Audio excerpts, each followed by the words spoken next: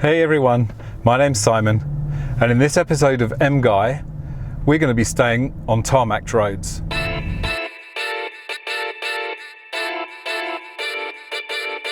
So I think I caused a lot of viewers to have nervous breakdowns in my last video because I took the CL65 onto gravel roads, and there was an audible gasp from my viewers about how I could do something so shocking to a CL65.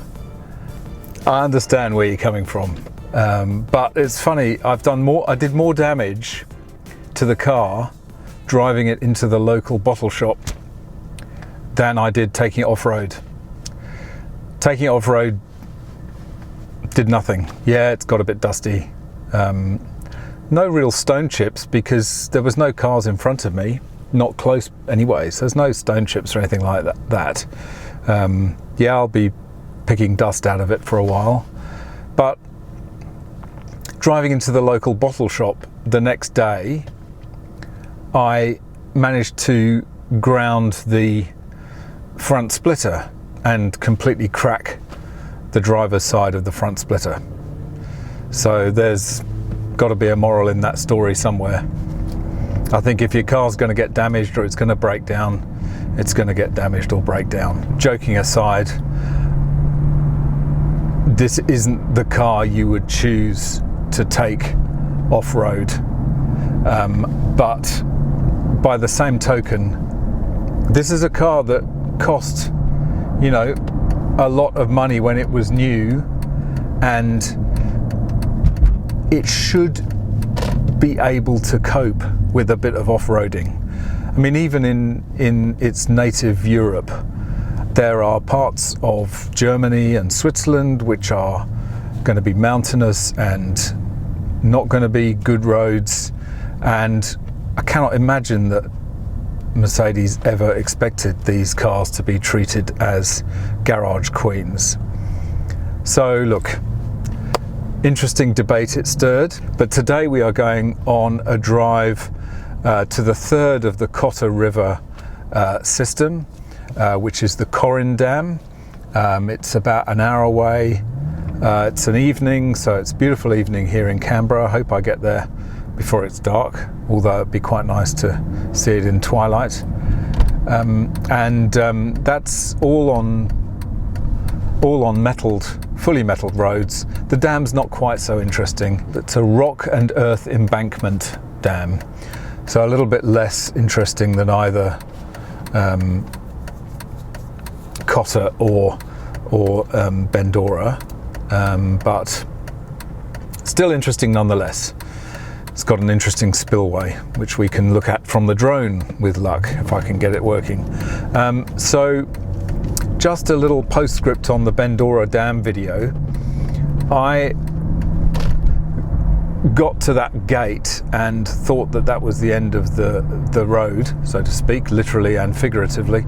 But in fact, if I'd had mobile phone coverage at that point, I would have been able to see from the maps that one of the other roads on at that junction where I was at would have taken me to the Bendora Dam. As it turned out, I think another 11 kilometers of gravel road was probably going to be a bit too much anyway, so I was quite happy to just call it a day from there and move on.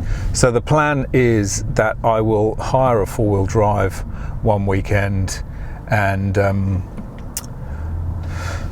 we will go and visit that dam in a four-wheel drive just to see it. Temperature's falling. It's now 13.5 degrees outside. Gibraltar Falls, I might go and have a look at that as well. 13.5 degrees. It's quite cold. Must be up high. I'm not sure what the elevation is here. But this is the top of the three dams, obviously, as they descend down from Corin to Bendora to Cotter.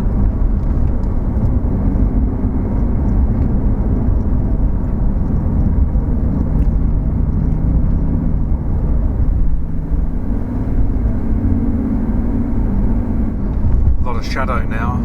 The sun's kangaroos going behind the hills and cutting off some of the valleys from sunlight.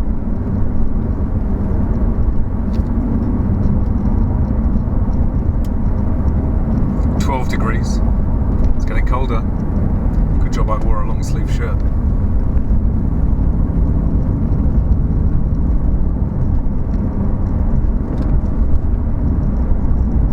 Got to be careful actually at this time of day for kangaroos and other wildlife because they tend to come out at dusk. It's probably not the best time to be driving, but let's hope we don't have any encounters with a large kangaroo because they are deadly.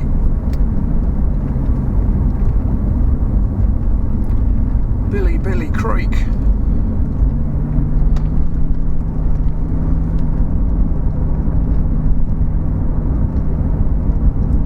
Oh, there's one on the side of the road. Gotta be careful.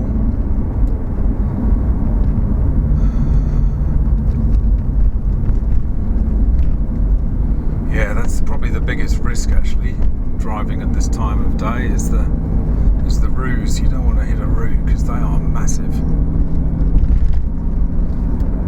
Do a lot of damage. And people die when they collide with kangaroos, not because the impact kills them, but because they try and avoid and then they lose control.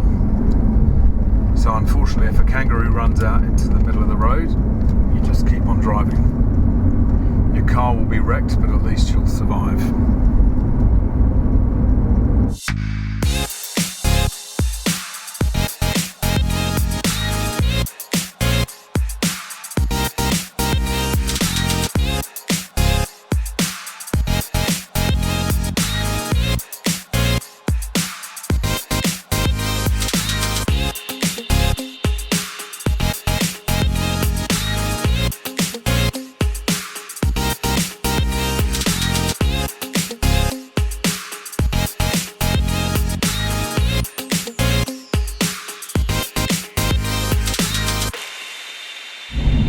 Oh yeah, can see the lake.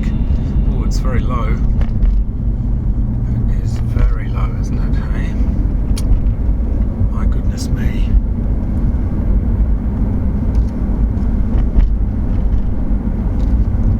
Road ends in 900 meters. Wow, look how low that is. That is desperately low.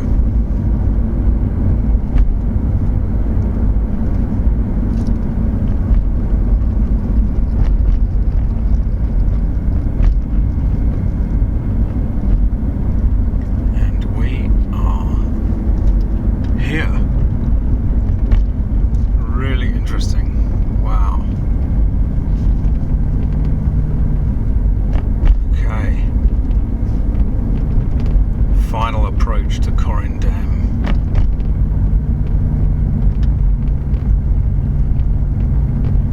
And here it is, and there we are.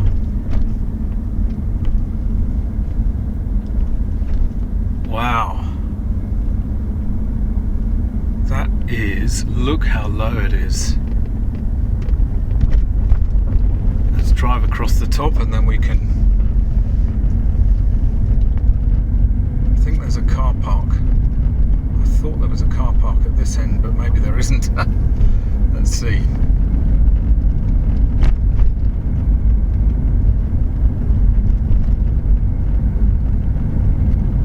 Yep. Wow.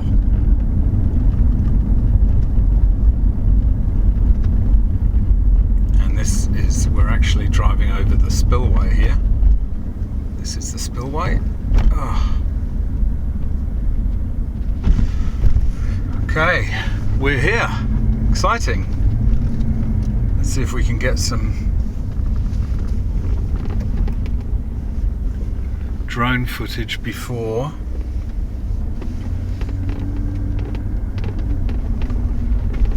the sun goes away.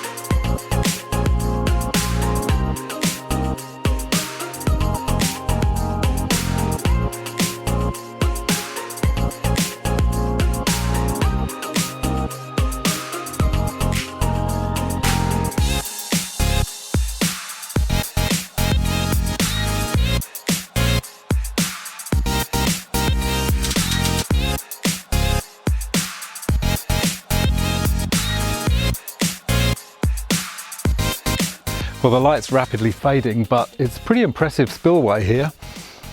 Yeah, you can see it curving round to the left there, down into the valley. The reservoir itself is frighteningly low, as you can see. Look, it's way, way down from its maximum level. I'm assuming in winter, when the snows come, all the meltwater will eventually dump itself in here. So I'll go back and have a look at the dam level records and see whether it's cyclical like that. So in winter it probably fills up a lot, but yeah, there's a long way to go. but yeah, what a picturesque and spectacular place this is. Right in the middle of nowhere. It's getting cold now, so I'm gonna head off. And we stayed on tarmac the whole way. Anyway, thanks for watching. If you did enjoy this video, don't forget to smash that like. It'd be great to have you as a subscriber and hit that notification bell. You can follow me on Instagram at mguy.tv. I'm on Twitter at mguy_TV, and I look forward to seeing you in the next video. Bye for now.